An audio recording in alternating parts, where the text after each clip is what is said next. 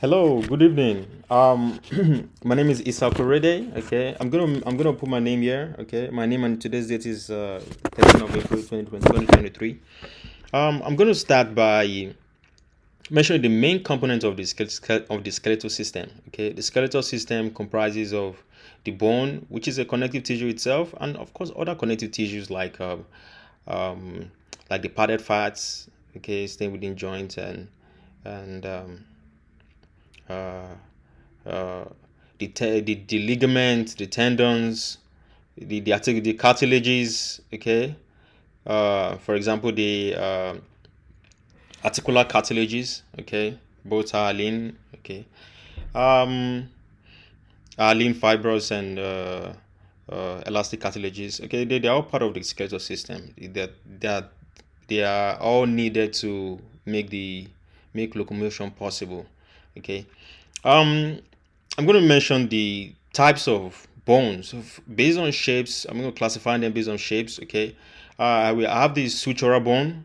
The sutural bone stays within. It's a very tiny bone. You can call it wormian bone. It stays within sutures. Okay, just lying there within sutures. And of course, the flat bones, the bones of the cranium. Okay, bones of the cranium. uh, bones of the sternum. They are flat bones. Of course, the regular bones. The regular bones, uh, for example, the vertebral bone. Okay, bones of the vertebral columns. Okay. Um, the long bones. Okay, the long bones of the appendicular system. Okay. The ulnar, the radius ulnar, the femur, they're all examples of long bones. Okay, of course, the short bones too.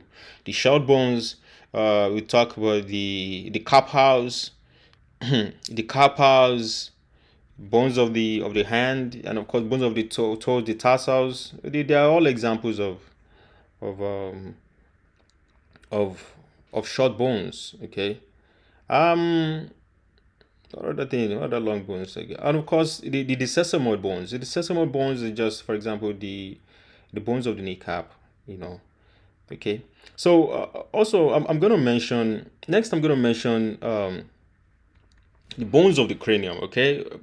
I mean the bones of the cranium. They're like eight cranial bones. Okay. I'm going to start with the occipital bone. The ones on the back. The ones just lying on the back. Okay. And of course, the two temporal bones. The two temporal bones on the side of the head here, okay?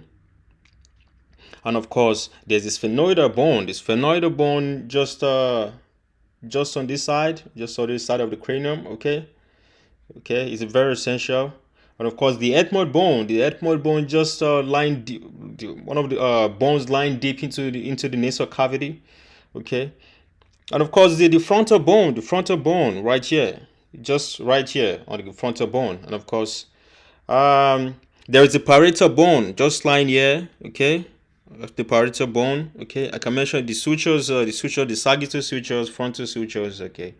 Uh, the lambdoidal sutures, squamous sutures, all kinds of sutures. Just trying to connect these flat bones together to make it, uh, to make the bones protective, okay? Um, the You can classify all these bones based on axial and appendicular system. Okay, all the bones of the cranium I just mentioned, they're part of the axial skeleton. Okay, and of course the facial bones, there are like 14 of them. Okay, the mandible, the maxilla. Uh, there is the palatine bone, just up there, and then it causes the vomer bone just posterior to the palatine, and of course the maxilla, the two nasal bone, the two uh, nasal bone, the palatine bone, uh, yeah, and of course they are accessory bones. They are just extensions. Of course, the ossicles, the six ossicles of the ear, and of course the hyoid bone. Okay, the hyoid bone, just here protecting the floor of the tongue. Okay, and of course I'm gonna go Also, part of the axial is the vertebral bone. There are like 24 of them. Okay, there are like seven cervical small bones, and of course 12 thoracic, uh, five lumbar, five fused sacral bones, and of course 3 to 5 fused coccygeal bones. Okay, they are bones that make up the axial system. Okay, I also have the 12 rib cages. Okay. The 12 rib cages on the source. I'm making 20 minutes like 24. In 24, okay. I mean, the 12 rib, the all the ribs dividing into whether they are true ribs or false rib or floating ribs. Okay, the two floating ribs just at the back protecting uh, the lower retroperitoneum. Okay.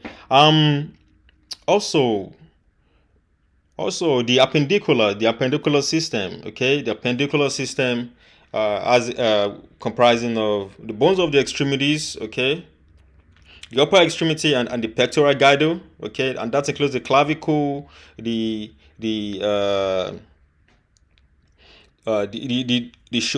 shoulder bone. Okay, uh, the humerus, ulnar radius, and of course the eight carpal bones on both sides, and of course the metacarpal bones, okay, and of course the phalanges, okay, the phalanges, okay, they are all for the 14 phalanx, okay, 14 making 28 phalanx, okay, there are 10 metatarsal bone and metacarpal bones, and of course there are 16 short carpal bones, okay, and of course from there I'm gonna go to the lower extremities, the bones of the lower extremities, okay, comprising of uh, the lower comprising the pelvic girdle, okay, the long humerus, the long femur bone, okay, and of course the kneecap, and of course the tibia and the fibula,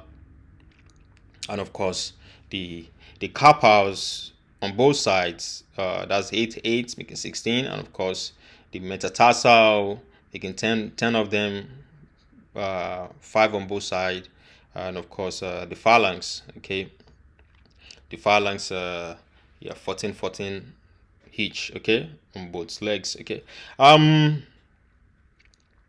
Well, with that, I'm gonna also tell you the clinical applications of these bones. Okay, the clinical applications of these of the skeletal system in general, and relate to my future career. Okay, I've always wanted to be an orthopedic surgeon. And I fully understand that to be a good orthopedic surgeon, I'm most likely uh, going to have an in-depth knowledge on this skeletal system, identifying the different landmarks, okay, that makes up all these bones, so I can identify tissues and things like that. Okay, okay. For example, the body, the long bones. I mean, the long bones. There are a lot of landmarks. Okay, on this bone, probably the tuberosities, the sulcus, okay, the condyles, the whole lot of landmarks associated with bones that I think I'll still have to know. I need to have a deep grasp of this knowledge. Okay.